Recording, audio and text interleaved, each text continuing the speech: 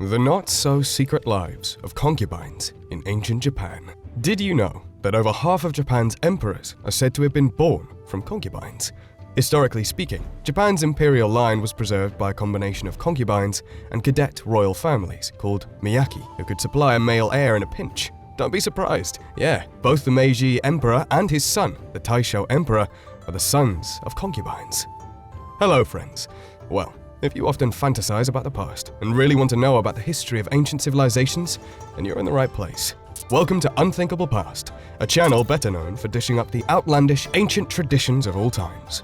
Today, we're going to explore the not-so-secret lives of concubines in ancient Japan. So better buckle up and let's binge history together. The idea that the Japanese imperial family is an unbroken dynasty of blood relatives is not more than a myth. Until the 1920s, the royal line was sustained through a system of concubinage, a state of cohabitation that lacks the sanctions of marriage, where each emperor was assigned 12 to 50 concubines from ambitious aristocratic families. The legal wife, called seishitsu, had a status above other women for the emperor's pleasure, often referred to as sokushitsu or concubines, where these concubines used to be a cross between a wife and an employee, a recognized sexual partner of a man also responsible for bearing children for him.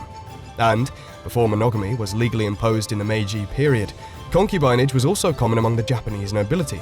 The tenno, kugyo, or say court officials, shoguns, samurais, and daimyos, often had several concubines as a symbol of wealth, stature, and authority, as well as to ensure the birth of an heir.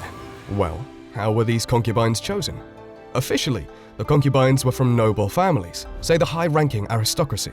All the girls were chosen on the basis of their rank and physical beauty. Only nobility could enter the presence of the emperor, and thus in theory, they were the only people he ever encountered. So they had to be from some noble background. In practice though, the emperor would quite often spot a particularly lovely girl among the lower-ranking maids, or even out of the street.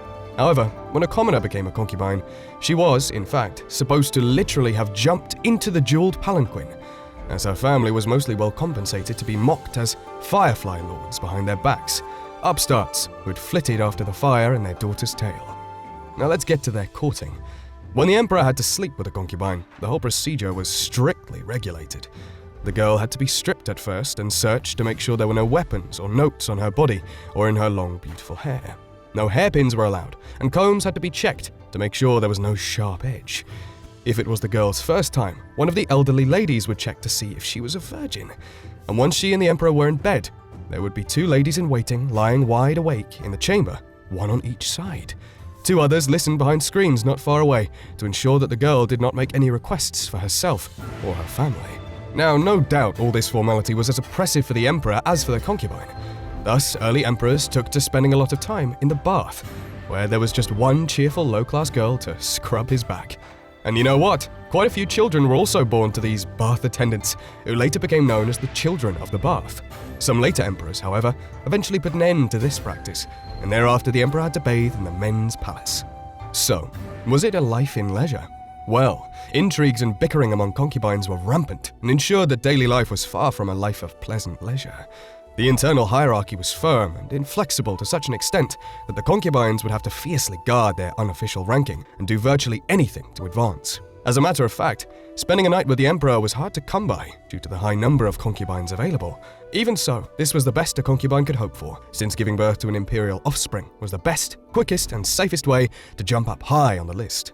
Interestingly, since concubines could only bear the emperor's children, they were only served and monitored by eunuchs, the men who were castrated.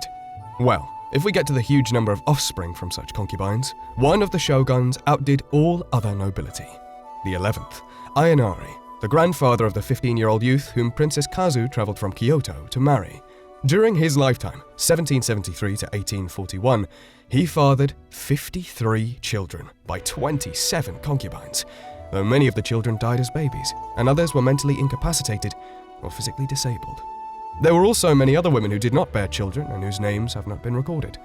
For your information, let me tell you here that homosexuality was also prevalent in the okus, or say, harems of Imperial Japan. The wakashu, for instance, is a term from the Edo period in Japan.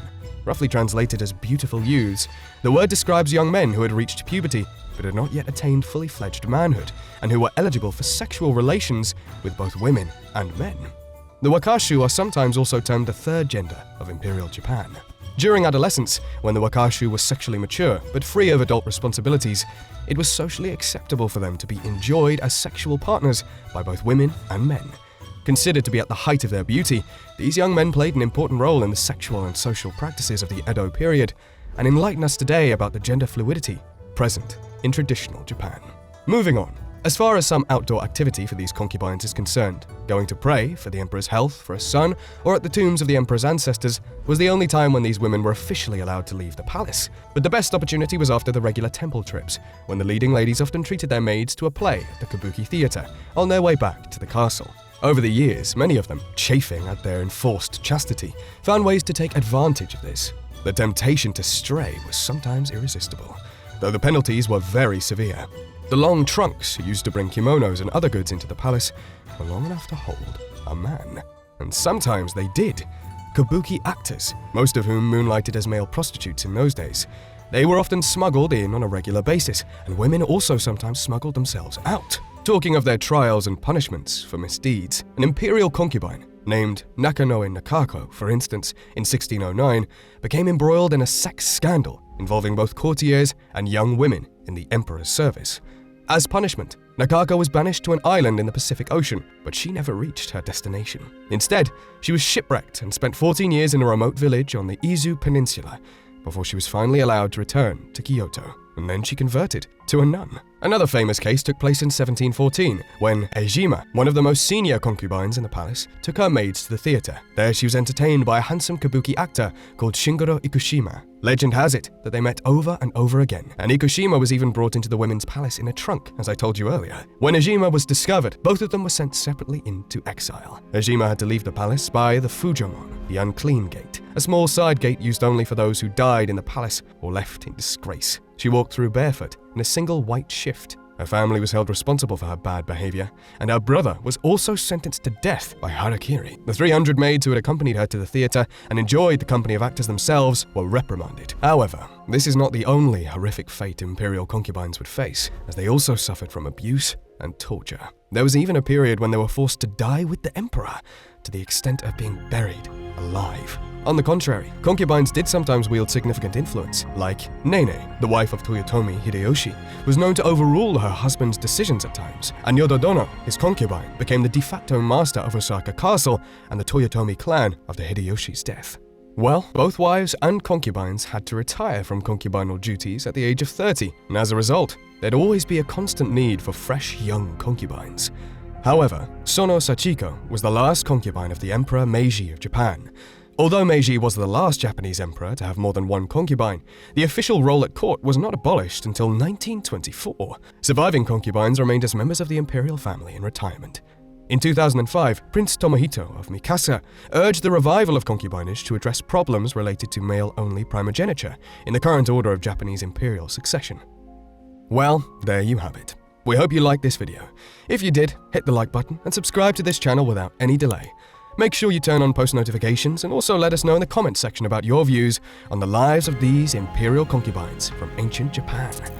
Thanks for watching Unthinkable Past. Until the next time we meet, continue learning and stay healthy. Goodbye.